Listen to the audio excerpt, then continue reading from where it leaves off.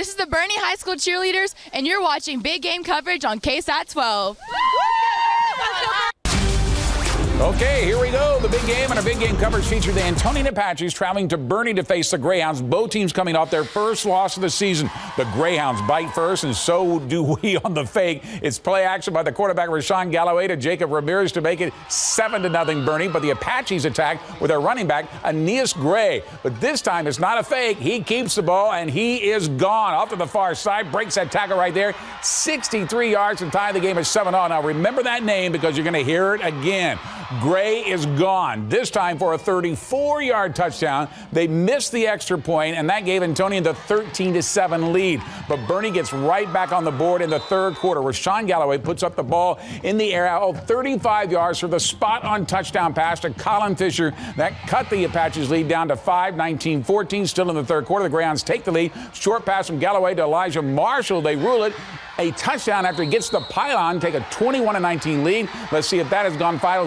I think it's just now gone final. It is 28-22 Bernie final. The Wagner Thunderbirds looking to stay undefeated in District 13-5A at home tonight against the Breckenridge Eagles. The T-Birds don't waste any time getting on the scoreboard. Joshua Colazzo feels the opening kickoff at his own 15-yard line. He's bringing it all the way back, untouched, for the 85-yard touchdown to open up the scoring on the first play to make it 7-0. Nothing could top that but wait. Now from the 12-yard line, quarterback Isaiah Williams puts it up for Jorrell Brown, who is wide open, and he's going to complete the 88-yard touchdown to push Wagner out to a 14-0 lead. That is a final now. Wagner with a shutout, 61-0 over the SAISD complex. Here come the Highland Owls looking for their first district win against Veterans Memorial. The Patriots on the receiving end of this punt, but watch Inez Alcocer move in, strip the ball away, causing the fumble. That's recovered by the Owls, and that sets up their first touchdown. Jacob Gutierrez goes 15 yards and finds Jamarian Clark to make it 6-0. But on the extra point attempt, watch what happens.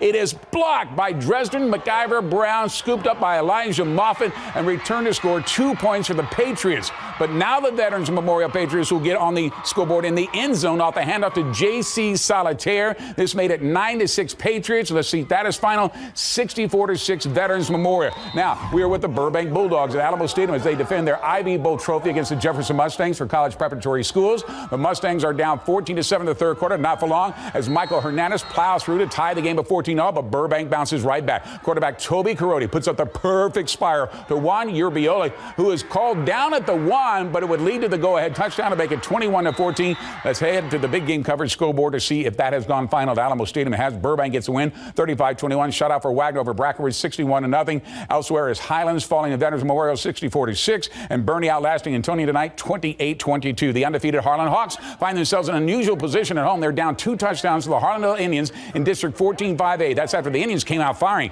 First, check out this run by Joe Anthony Vallejo off some great blocking to break him free to get all the way down to the 5-yard line. That set up their first touchdown. Hallandale's second comes from quarterback Nicholas Velez over the middle to Robert Gonzalez for the 39-yard TD to make it 14-0. Harlandale. Harlan finally gets on the board on the quarterback option by Cannon Williams. And let's see if the Indians have pulled off the upset. They have not. It's in the fourth. Harlan is leading Hallandale 56-35. Now we head to Dragon Stadium, where Southwest Legacy was forced to change venues because of a water main break at school. So they're hosting Laredo Martin at Southwest High School, down 14-7. The Titans finally get on the board in the third quarter. Handoff goes to Marcus Cantu. He's able to close the gap to within 7. Let's see if that is a final yet. It's still in the fourth. Legacy down to Laredo Martin, 21-14. The Seguin Matadors faced off against Austin Crockett tonight to see who stays undefeated in District 12-5A Division 1. The Matadors getting off to a great start. First, they almost blocked the Cougars' punt in the end zone, but it's fielded by Dylan Gutierrez. And look at this run back. He uses his blockers and he weaves his way around the would-be tacklers.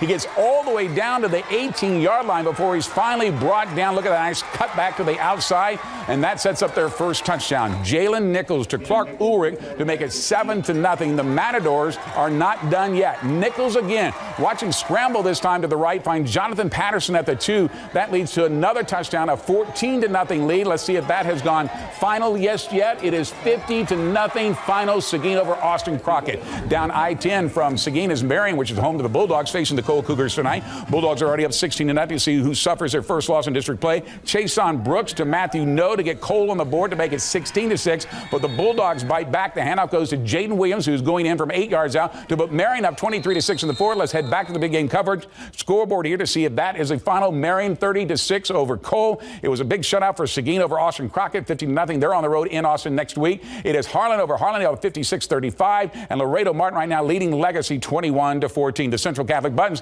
had their hands full against Beeville Jones tonight at Bob Benson Stadium. We're tied 14-all now in the third quarter. Trojans quarterback Seth Gomez right up the middle, steps out at a couple of tacklers there, and he just outraces the Buttons defense for the 69-yard touchdown that gives them the lead. And adding to it, later in the quarter after this touchdown score, Gomez goes for the end zone. He finds Nate Trevino for the 28-14 Trojans lead. And let's go back to the big game coverage scoreboard to see if that is final. Across the street it is. Beeville Jones with the big win over Central Catholic, 50-34. Colosa Midway and Corpus outlasts Southside 24-21. Eagle Pass win gets a big win over McCullum, 23-7. Randolph over Cotulla, 35-13. We have much more to come. More highlights, more scores, including our big game coverage road trip fan camp. But first, let's listen to the Southwest Dragons marching band.